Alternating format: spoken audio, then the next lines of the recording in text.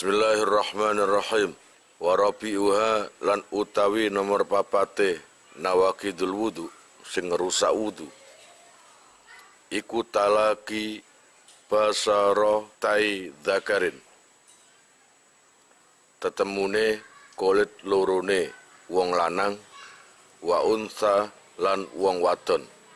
Nomor 4 dari yang membatalkan wudu adalah bertemunya dua kulit laki-laki dan perempuan. Walau bila syahwatin lan senajan kelawan tanpa syahwat, walaupun pertemuan kulit itu dengan tanpa syahwat. Wa ingkana Allah ya Rabbi ya Karim lan senajan ta'ono sapa khaduhuma salah sijine dzakar lan unsa iku mukrohan, ngono ya kene, iku mukrohan dan peksa, au maitan utawa mati, mayit. Walaupun pertemuan kulit tadi, laki dan perempuan, itu karena dipaksa. Atau ada mayit perempuan, lalu kamu sentuh, walaupun tanpa syahwat, mayit ini padahal, ini tetap batal. Lakin layang kudu, tetapi ini ora batal. Apa wudu'ul mayyiti, wudune mayit. Lah, untuk menyentuh mayit, yang batal adalah yang menyentuh. Jadi kalau kamu menyentuh dan kamu punya wudu, mayit perempuan, maka wudunya kamu itu batal. Tapi kalau mayit ini sudah punya wudu suci, maka tidak batal wudunya. Mayit kok, mayit gak batal wudunya. Wal muratulan utai kang den karepake bil basarati kelawan kalimat basaroh, menyentuh, gunain dalam bab wudu iku ghairu syari, saliyane rambut. Untuk menyentuh lawan jenis perempuan atau perempuan nyentuh laki, ini jika selain rambut. Kalau kamu menyentuh rambutnya perempuan, itu nggak batal. Ada lagi yang nggak batal, wasinu lan untu. Jadi kamu buat mainan giginya perempuan itu, kontok tok tok tok habis jari gini, kamu sentuh nggak batal. Tapi nek kena lambene batal, gitu. Ghairu syari wasini wadhufri lan kuku, termasuk kukunya perempuan itu tidak batal kalau kamu menyentuh kukunya. Qalahu ngendika ing murad sapa syekhuna syekh kita. Lagi wa ghairu batinil aini lan saliyane jerone mata. Lah mata kamu pegang kalau dalamnya mata. Jadi mata itu gak sekedar di samping-sampingnya, tapi kon culek. Mata diculek sampai dalamnya mata. Itu gak batal. Tapi kulitnya mata, kanan kirinya itu yang batal. Paham ya? Wadhalika lan utai mengkono talaki basaratil dzakar wan unsa iku mang. Iku likalihi karena daune Allah Ta'ala, itu sudah disaroi di Al-Quran, persentuhan kulit laki dan perempuan itu batal. Seperti yang didawuhkan Allah, aula mastumun nisa, ay lamastum ila akhir. Di Al-Quran ada kalimat potongan ayat, aula mastumun nisa, utawa jempok sira kabeh an-nisa ing pira-pira wong wadon. Ay lamastum tegese ngepok sira kabeh. Walau saka lan lamun ragu sapa man, halma apa ta utawi perkara lama sahu kang jempok sapa man ing ma iku saarun rambut au basaratun utawa kulit lam yan takit mongko ora batal apa se wudu. Kalau kamu ragu persentuhan kulit, ketika itu lampu mati seumpamanya gelap, kamu nggak tahu yang kamu pegang ini rambut atau kulit? Perasaku yo no kulit jelas. Cuma dia ragu. Saya tadi nyentuh rambut atau kulit, maka gak batal wudunya. Ini yang ragunya di beneran ragu loh ya. Mau sore bedane kulit sampai rambut karo bedane. Kama lau wakuat kama kaya keterangan. Lau wakuat lamun tumibo. Opo ya duhu tangane man ala basarotin ing atase kulit.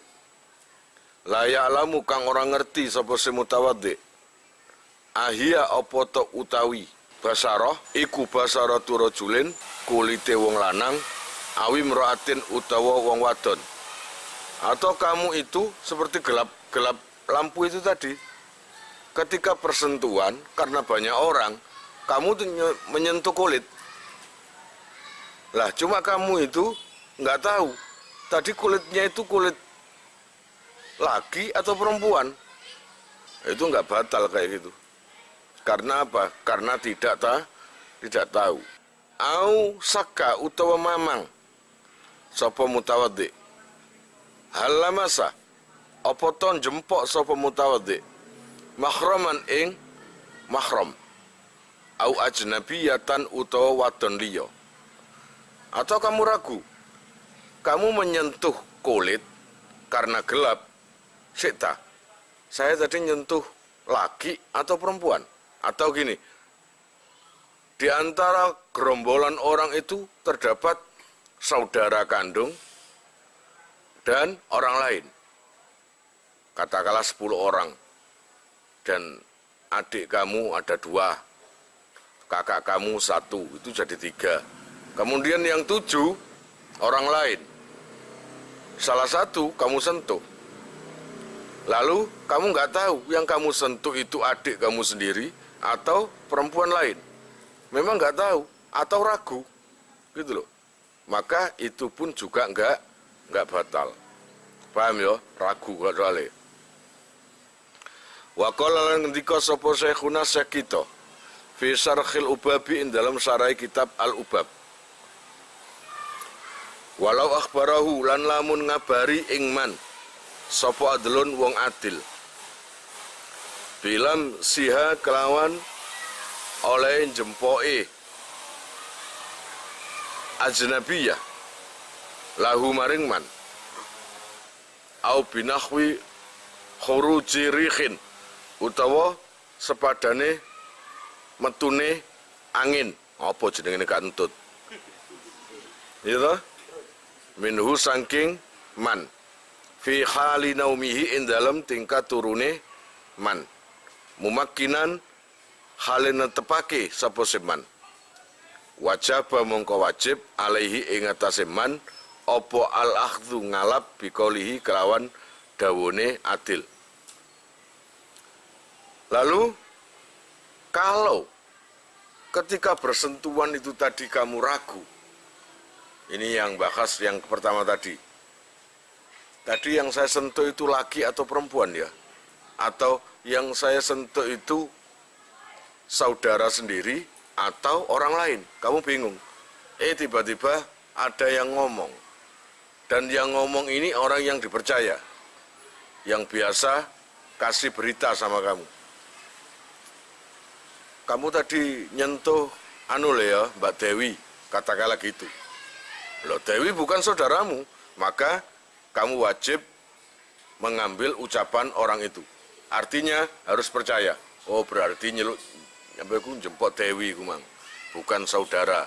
Berarti batal. Tapi kalau kamu tadi nyentuh adik kamu sendiri, ya berarti nggak batal. Atau kamu tidur seperti yang kemarin, menetapkan bokong, menetapkan pantat di lantai, tanpa pindah apa-apa, tanpa bergeser. Lalu kamu bangun. Ketika bangun agak lama, ada orang yang dekat sama kamu. Kamu tidur, kamu itu tadi berdiri loh. Berdiri, lalu duduk lagi. Nah, itu harus dipercaya. Kamu tadi bergeser, tapi lalu agak kira-kira 5 menit gesernya kembali lagi. Maka kelihatannya seperti menetepi panggonane. Padahal sebenarnya kamu pindah. Maka harus dipercaya. Kecuali kalau yang ngomong itu orang yang memang suka bercanda atau suka bohong. Nggak masalah, nggak kamu percaya. Karena di sini kalau mengkabari orang yang adil, maka harus dipercaya. Gitu ya. Biki barin, sebab gede, fima in dalam karone, zakar lan unsa. Fala nakdo mongkora ono, batal iku maujud, bitala koihima, kelawan tetemu karone, iku lanang lan wedok. Ma'asigorin sertane cilik, fihima in dalam karone, zakar lan unsa. Au fi akhatima utawa in dalam salah jijine zakar lan unsa. Lintifai madhonnati syahwati krono ora anane gon penyanane syahwat. Untuk bersentuhan kulit batal dan tidaknya itu ada ukurannya. Kalau memang orang itu adalah orang yang besar, wis baligh, ya jelas batal. Kemudian bersentuhan kulit dengan lawan jenis yang besar, ya batal. Tapi jika kecil, salah satunya masih kecil, katakanlah saya menyentuh anak yang umur perempuan umur 4 tahun, maka nggak batal. Karena apa? Nggak selayaknya disahwati. Dan itu nggak ada prasangka tertuju syahwat, itu nggak ada. Loh, lapo iku turu bareng. Jangan ya, mukhlis sampai tia lapo turu bareng. Ono sing ngono, gak ngarono karena anaknya. Wal muradulan utai kang den karepake bidhi sigori kelawan arek cilik ngono ae.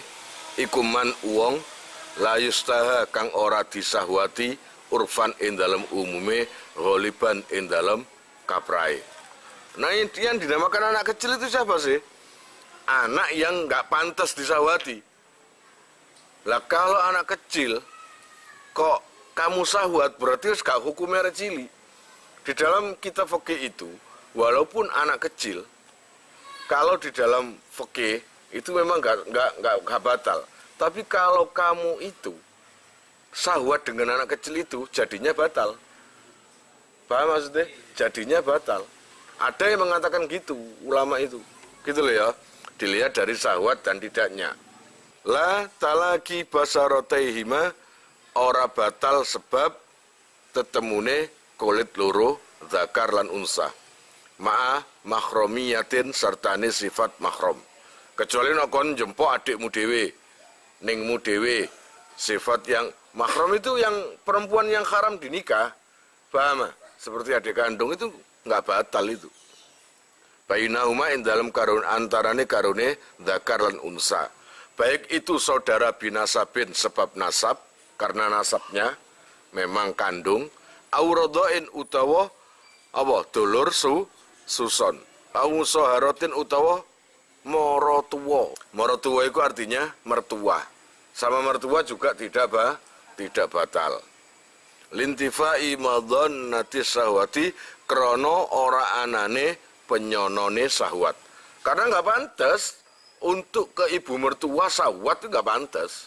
Walawis tabahat lan senajan to serupa apa mahrumatun wadon sing mahram bi ajnabiyatin kelawan wadon liya maksuratin kang kena diitung.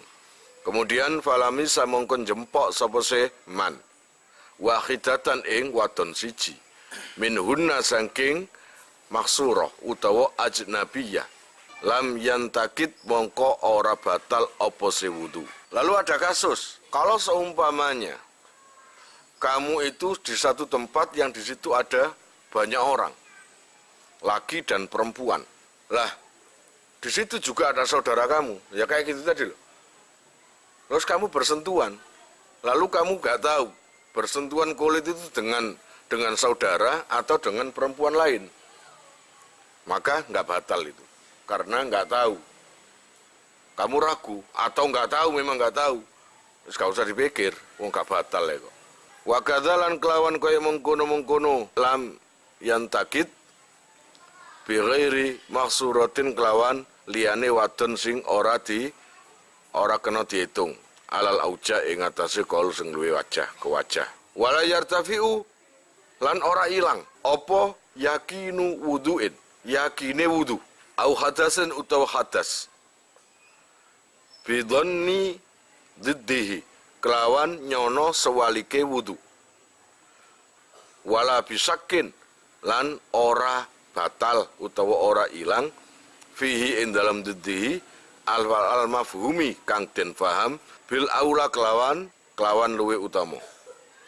Ngoten faya khudu mongko ngalapo sapa si man bil yakini kelawan keyakinane istishaban krana nglanggengake sapa si man lahu maring yakin.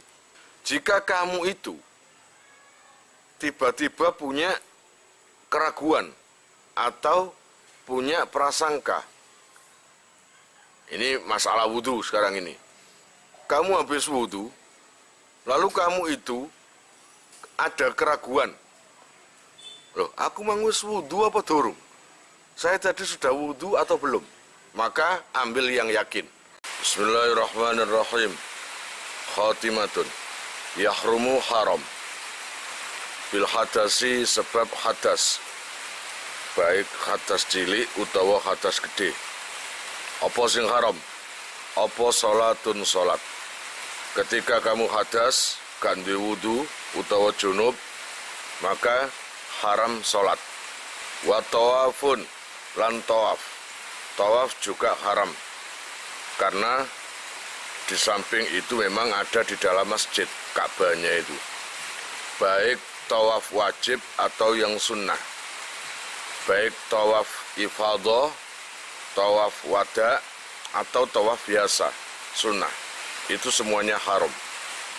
Lah seumpamanya ada perempuan berangkat haji, lalu dia itu haid.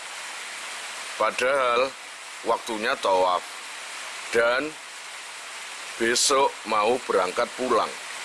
Ditunda nggak bisa karena jadwal pesawat sudah mulai berangkat. Waktu mepet. Sedangkan dia sedang haid, bancar.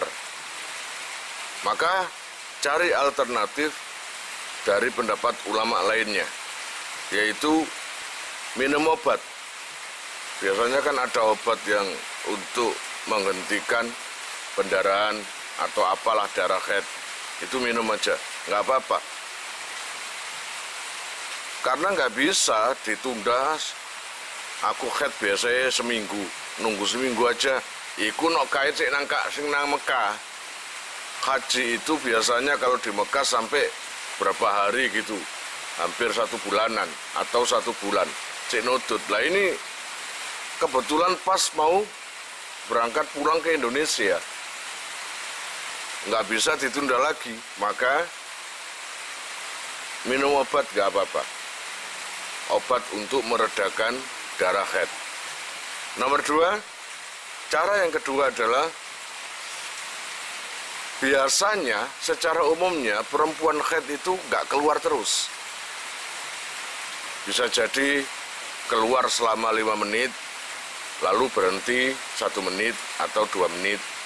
Nah, ketika berhenti darah itu, walaupun dalam kondisi haid, kamu tetap aja langsung masuk Masjidil Haram dan tawaf. Niasati karena waktu itu nggak keluar. Tapi tetap dosa. Karena apa dosanya? Karena masuk di dalam masjid. Paham ya? Masuk di dalam masjid. Masuk di masjid, kalau menurut fikih, kalau cuma lewat untuk ngambil barang, itu sih dimakfu.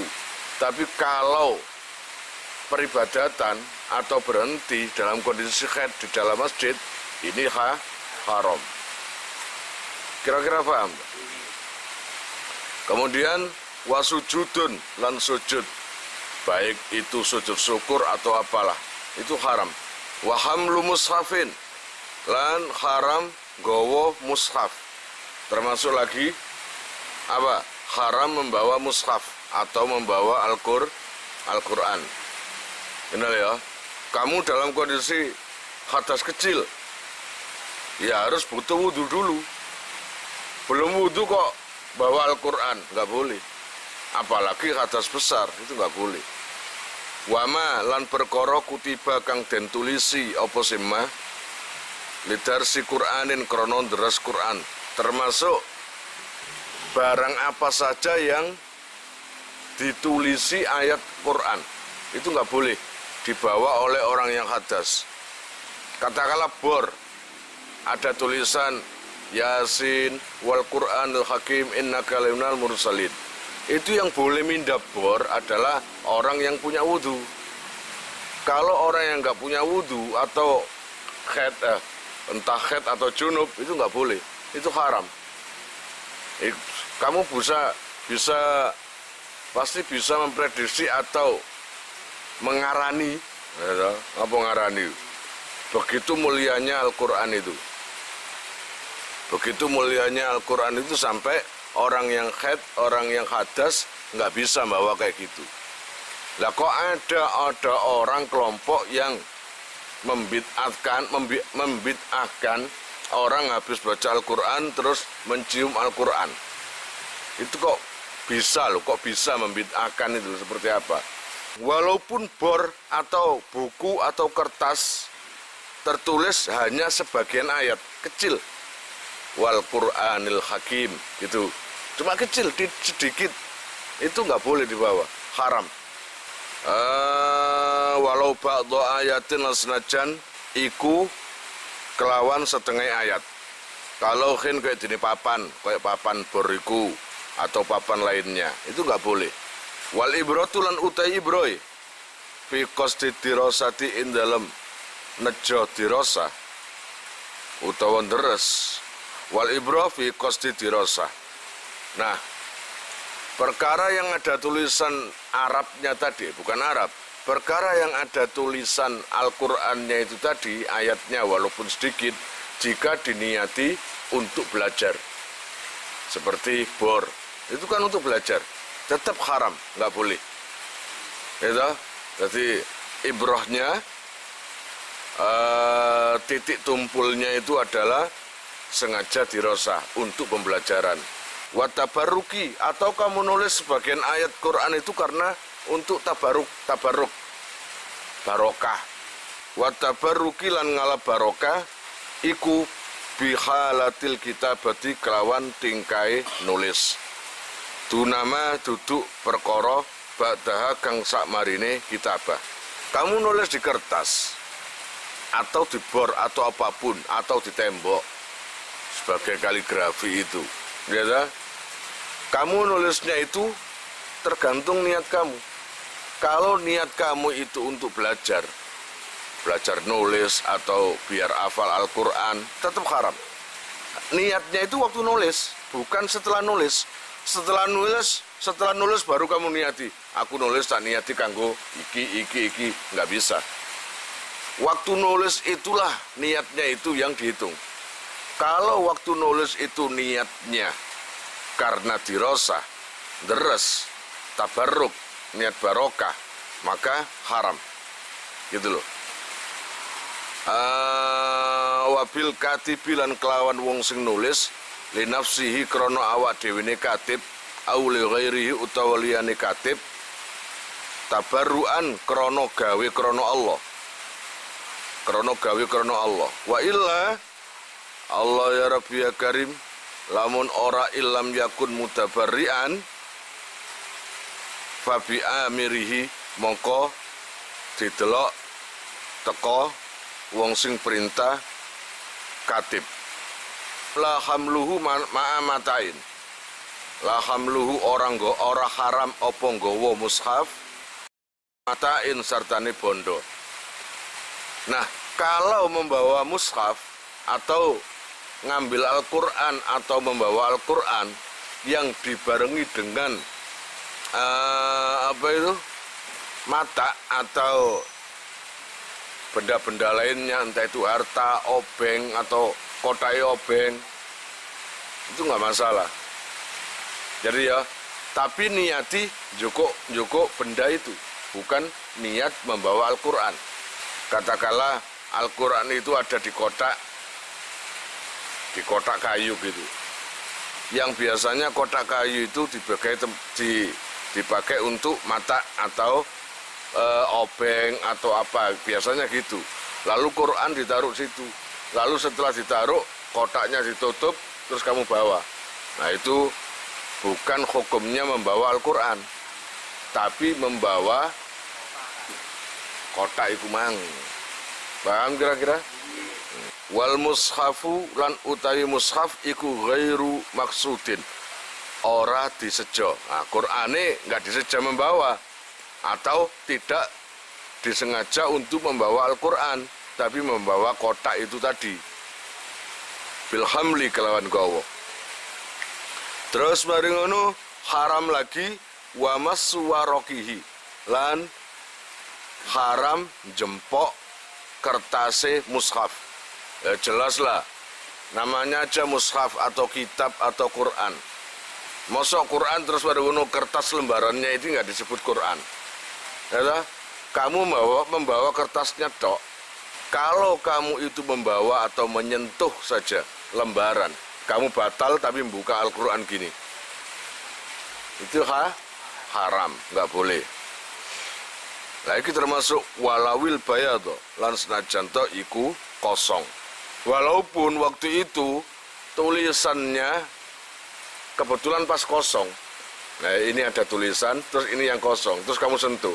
Nah ini, kamu sentuh yang kosong, bukan kamu sentuh yang ada tulisannya. Nah, tetap haram. Begitu mulianya Al-Quran.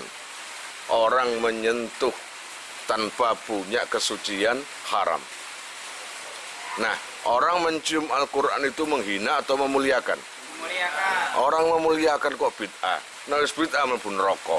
Engko kon digiringan neraka, salah situk gara-gara ngambung Quran. Akale dek endi? Pantes gak? Gak pantes. Au nahwi dorofin utawa sepadane wadah. Termasuk haram uida kang den cawisake apa sedorof lahu maring mushaf. Wa huwa khali utawi mushaf iku fihi ing dalem dorof.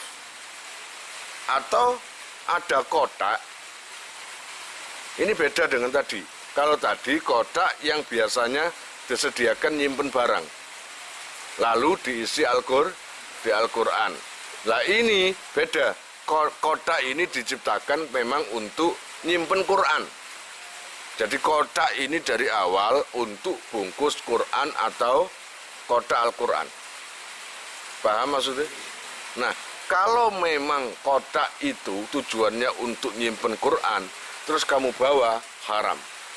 La kolbu warokihi, ora haram malak malik nang kertase mushaf, biudin kelawan nganggo kayu, idza lam yam fasil, ari kalane ora pisah apa sewarok, alaihi ing atase ud.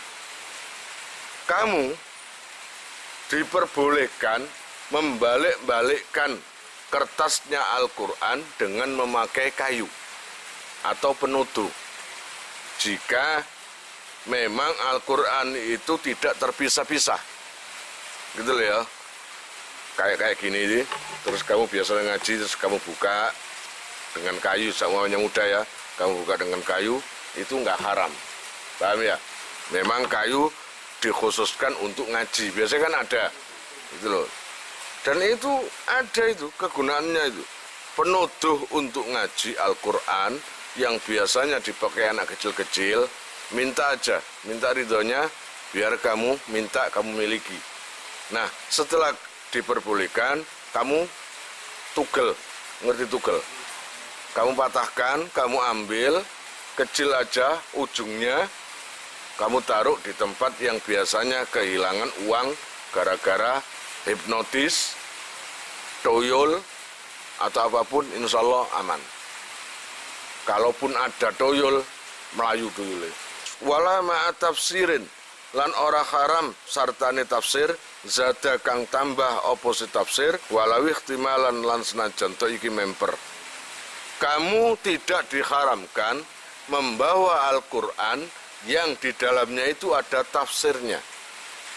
Jadi kayak kitab tafsir Jalalain, atau tafsir Sawi, atau tafsir Al-Manar. Yang mana jumlah penafsiran dengan ayat Al-Quran banyak penafsirannya. Itu walaupun batal, bawa Quran seperti itu nggak apa-apa. Atau beli di Ampel, di sana itu ada Al-Quran yang ada tafsirannya itu. Itu nggak apa-apa. Walayumna'u lan ora oleh den cegah sapa sebiyun bocah cilik mumayyizun kang tamyiz mukhtisun kang hadas walau junuban lan senajan to junub.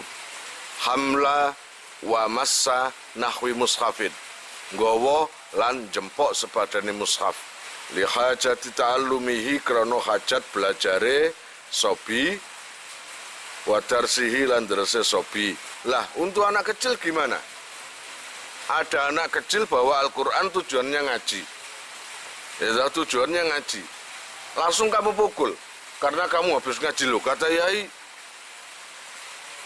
haram memegang Al-Quran bagi orang yang hadas. Lah sedangkan anak saya tadi, atau anak kecil tadi, hadas. Nggak boleh. Artinya, tidak diperbolehkan mencegah anak kecil. Ingat loh ya, tidak diperbolehkan melarang anak kecil yang sudah tamyiz. Beda loh anak kecil sa'iyon itu beda. Ini anak kecil yang sudah tamyiz. Wis isok mangan dewe, atus dewe, sekolah dewe, budal dewe itu bisa. Lah itu nggak boleh kamu melarang anak kecil membawa Al-Quran untuk belajar menuju ke gurunya, itu nggak boleh. Pak, berangkat Pak, kemana le? Ngaji dengan bawa Al-Quran. Lah ngaji biasanya kan nggak bawa Al-Quran. Ini nggak boleh dilarang, biarkan bawa Al-Quran. Karena anak kecil, paham ya? Dengan catatan sudah tamyiz, walaupun dia itu dalam kondisi hadas atau junub sekalipun. Ana ya arek cilik junub tapi durung tamyiz. Itu kan garda biasanya. Jadi garda itu umur 6 tahun wis junub. Allah ya Rabbi ya Karim, bismillahirrahmanirrahim. Baik membawa dan menyentuh itu nggak apa-apa.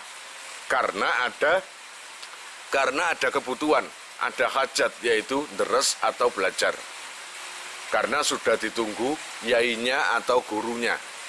Makanya di sini ada wawasila tihima lan lantarane ta'allum lan darsihi kahamlihi kaya nggawa Quran utawa mushaf lil maktabi maring bangku. Lah sekolah kan ada bangku nih. Ada bangkunya, ada mejanya, dan tempatnya itu beda-beda, ada yang dekat, ada yang jauh. Nah kalau umpamanya tempatnya jauh, pasti harus membawa Al-Quran itu di mejanya. Nah dari situ loh, tidak apa-apa memegang atau membawa Al-Quran buat anak kecil yang sudah tamyiz. Walaupun dia dalam kondisi hadas. Wal ityani lan nekake bihi kelawan mushaf lil muallimi maring gurune. Liyu'allimahu supaya mulang sapa se muallim ing sobi utawa tamyiz minhu saking mushaf. Dia membawa Al-Quran menuju ke gurunya. Tujuannya apa? Tujuannya adalah agar gurunya tadi mengajarkan. Wa yakhrumulan haram apa tamkinu ghairul mumayyizi ngongangake utawa mumkinake liyane wong sing tamyiz nahwi mushafin saking sepadane mushaf walau ba'dha ayatin lan senajan setengah ayat. Ngoten. Nah, diharamkan buat kalian ngasih Al-Quran atau membolehkan anak kecil yang belum tamyiz. Kok dikasih Quran, itu haram. Gitu loh ya, itu haram. Walaupun itu hanya kertas tulisan setengah ayat. Enggak boleh. Wa kitabatuhu lan haram opo nulis mushaf bil ajmiyati kelawan lughot ajam. Diharamkan menulis Al-Quran dengan lughat ajam. Kalau sekedar mengartikan wal Qur'anil Hakim, demi Al-Qur'an yang maha titik-titik, yang titik-titik, itu kan mengartikan, menerjemahkan. Wa wad'u nahwi dirhamin, lan nyeleh sepadane dirham fi maktubihi ing dalam perkara kang den tulis Quran. Nah, lalu meletakkan dirham atau uang di atas Quran, itu nggak boleh. Duitnya akeh, baik itu dompet atau apa, kamu taruh di atas Al-Quran, atau ditaruh di kertas yang ditulisi Al-Quran, itu pun juga nggak boleh. Itu bukan berlaku pada Al-Quran loh ya.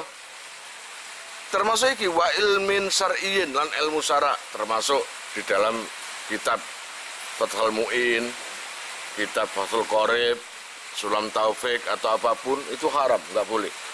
Wa kadzalan iku koyok mungkon-mungkono haram ja'luhu utawi dadekake dirham baina auraqi ing dalam antarane kertase Quran khilafan khalinulaiyani li saikhina maring guru kita. Termasuk lagi kamu menaruh uang di sela-sela kertas Al-Quran kayak gini nih. Saya naruh kertas kayak gini, katakanlah ini uang, ya, maka itu haram. Ini seperti gini, ini nggak boleh, haram. Tapi di sini ada bantahan dari syekh kita, Imam Syafi'i atau Ibnu Hajar Al-Haytami mengatakan, oh nggak apa-apa kalau memang ada hajat. Wa tamzikuhu itu, lan haram nyuwek Quran abasan kelawan ameng-ameng, ngerti ameng-ameng? Wis kawan tujuane ngesuwek ngono ae.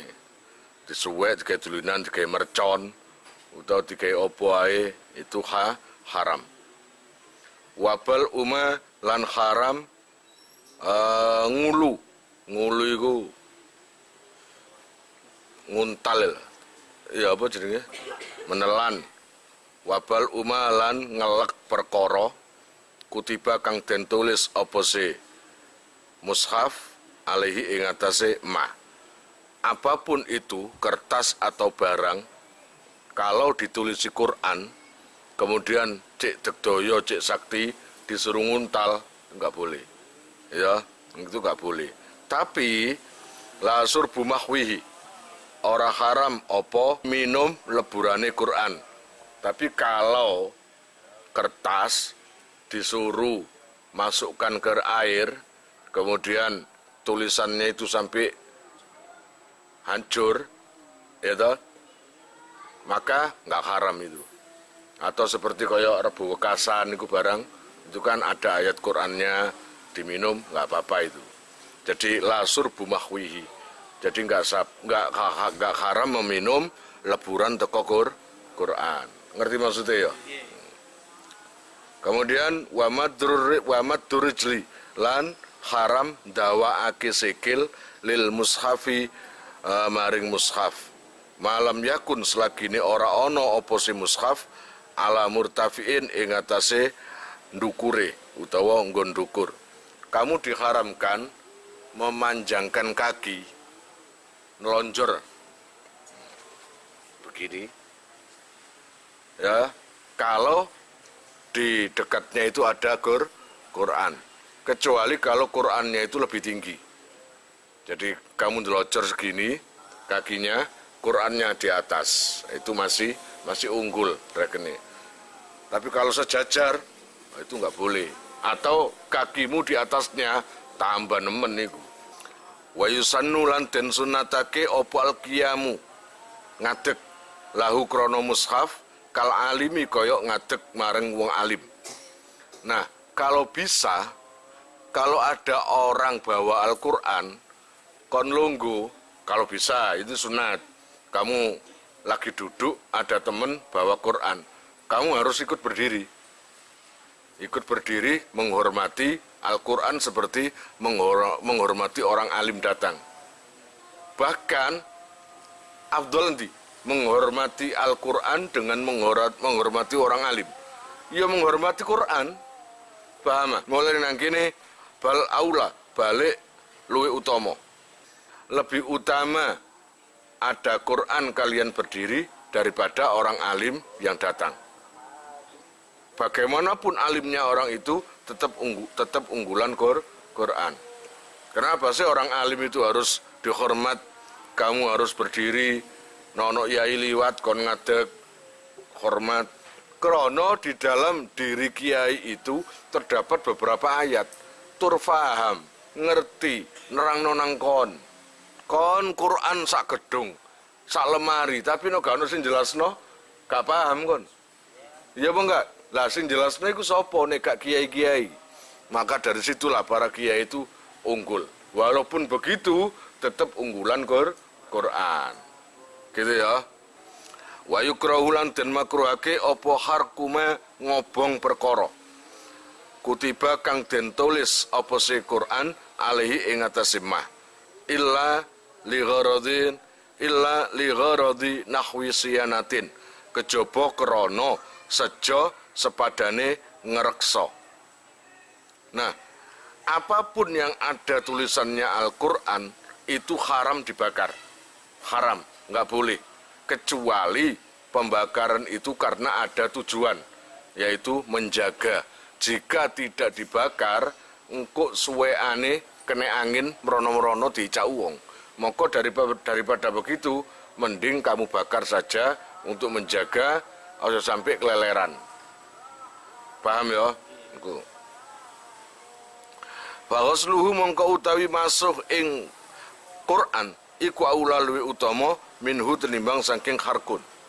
Kalau ingin menyelamatkan Al-Quran ada dua pilihan. Kamu bakar atau kamu siram. Nah ini yang paling utama. Paling utama adalah dibasuh dengan air. Gimana caranya menghapuskan tulisan Al-Quran itu. Tapi kalau itu masih kesulitan kamu, maka dibakar aja. Wa yakhrumu lan haram bil jinabati sebab hadas gede. Jinabat apa al-mukthu meneng fil masjidi ing dalam masjid. Haram kamu itu lagi junub berdiam diri di dalam masjid. Itu enggak boleh. Kemudian junub baca Quran itu juga haram. Apa mang? Wa qiraatu Qur'anil lan maca Quran haram, baca Quran buat orang junub. Bikosdihi kelawan nejo ing Quran. Jadi baca Al-Qur'annya itu karena tujuan membaca Al-Qur'an. Lain membaca Al-Qur'an tapi tujuannya enggak baca Al-Qur'an. Itu lain. Apa? Niat zikir. Niat bagi orang-orang yang lagi perempuan yang lagi haid, sebenarnya haram itu baca Al-Quran. Maka kamu boleh membaca Al-Quran, kuatir lali wong hafalan Quran. Maka boleh, tapi diniati zikir. Jangan niat baca Al-Quran, tapi zikir. Gitu loh ya. Walau ba'du ayatin senajan setengah ayat. Walaupun yang dibaca cuma setengah ayat saja, itu nggak boleh.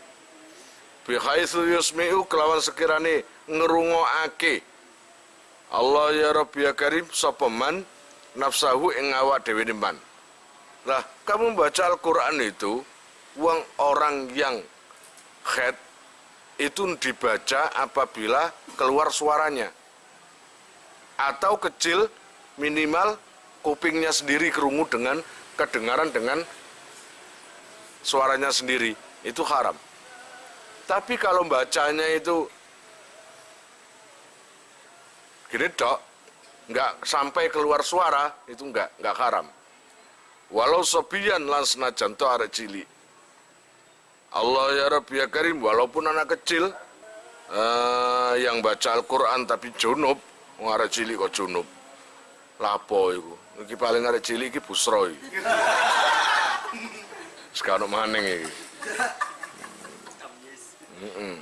Khilafan Khalinulayani lima maring perkara afta kang awe fatwa bihi kelawan ma sapa Nawawi Imam Nawawi wa binahwi khaidin lan kelawan sepadane khaid. Itu juga ini juga berlaku buat perempuan yang lagi haid. Perempuan lagi haid tidak boleh baca Al-Quran. tidak boleh sholat, tidak boleh tawaf, gitu ya, itu nggak boleh. Yang keluar darah di mana anunya itu loh, itu haid namanya. La bi khuruji talqin, ora sebab utawa ora haram sebab metune getih ngelarani anak. Nah, kalau seumpamanya tadi kan baca Al-Quran tidak boleh buat perempuan yang haid. Ini darah keluar karena haid. Ya apa enggak? Lah seumpamanya ada darah keluar yang keluar dari vagina tapi bukan karena haid. Dia itu ketika melahirkan ya, atau mau melahirkan begitu sakitnya sampai keluar darah. Nah ini bukan darah haid. Ini nggak apa-apa baca Al-Quran. Paham maksudnya? Itu jenenge tolak gete tutu talak gete tolkun nih, tolkin la bi khuruji tolkin. Nah, buat orang haid lagi haram apa? Opo sholatun sholat, wa qiraatun lan maca Quran, wa shaumun lan poso. Sholat, baca Al-Quran, puasa itu haram semua buat perempuan yang haid. Paham ya? Sing lanang-lanang biasa yang ngawak muka haid.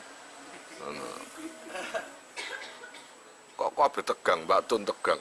Dadi sing lanang-lanang Lutfi malah tegang. Berarti Lutfi iki termasuk haid iki.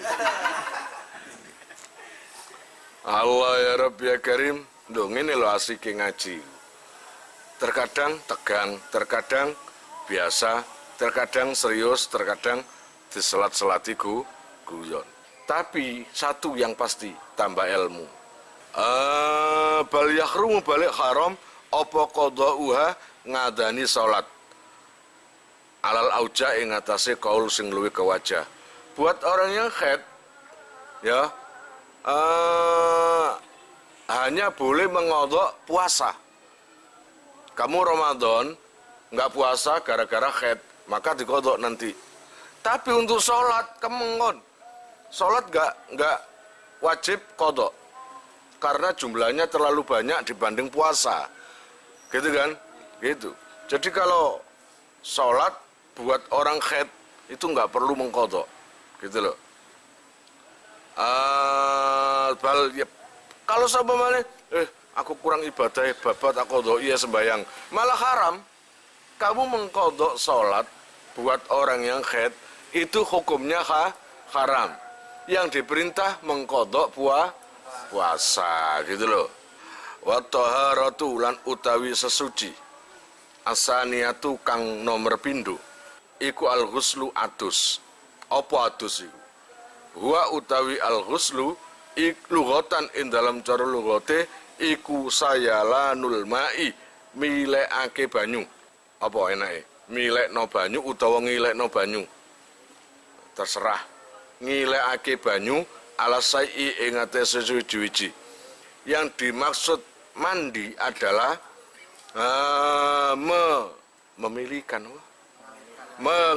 mengalirkan air terhadap anggota tubuh atau sesuatu, gitu ya. Sesuatu nang kene jelasin nek anggone wong ya anggota tubuh kan gitu gitu. Jegur gak putih-putih ya. Guyu dhisik. Sing bersangkutan guyu dhisik.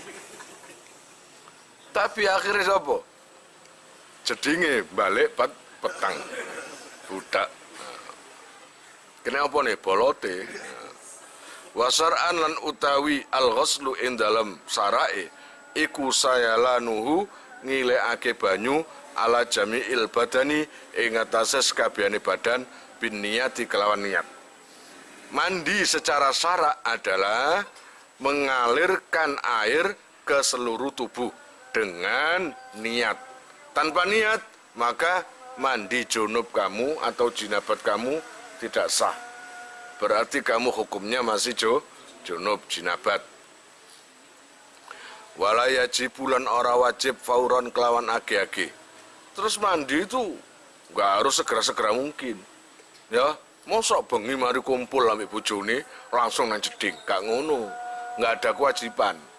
Ya sengkula ngenteni subuh. Paham enggak? Ngono terus bareng maratuwane. Podho aduse. Allah ya Rabbi ya Karim, jadi urusan mandi itu nggak ada kewajiban untuk fauron atau cepat-cepat dikerjakan. Pokoknya kalau dibutuhkan mensucikan, ya itu harus disudeni, gitu aja. Artinya buat para suami kalau lagi enak-enak tidur sama istri, selesai langsung adus, ya enggak. Kalau begitu, wah malah baik gitu. Allah ya Rabbi ya Karim, wa in aso lan senajan to duraka utawa maksiat sapa seman. Bisa babihi bi khilafi najasin, bedani sebab kelawan najis. Bedani kelawan najis, aso kang maksiat sapa seman bisa babihi sebab najis. Bon. Allah ya Rabbi ya Karim, walaupun kamu tadi junub karena zina, itu mandinya tidak ada kewajiban untuk segera. Nanti kalau waktunya sholat atau waktunya baca Quran atau apa, baru mandi. Kalau zinanya itu sore, terus kok langsung dikon mandi, itu enggak ada kewajiban. Jadi niat ibadah atau biasa atau maksiat pun itu enggak ada kewajiban mensegerakan mandi. Berbeda dengan najis. Kalau najis beda. Kalau kamu terkena najis, yang najis itu menyebabkan mandi, maka disuruh menyebabkan atau disuruh untuk mensegerakan mandi. Jika najisnya kayak saumpamane kepala kamu kena telek, kados gak apa-apa. Terus tonggomu ngilone ya apa kon nang kon? Ya wong sampel kon. Taek kuning kabeh ngene. Terus terima tamu, lujeng nggih. Ya apa kon ngene iku? Ya segera. Kalau najis yang ada di tubuhmu yang menyebabkan mandi, maka segerakan.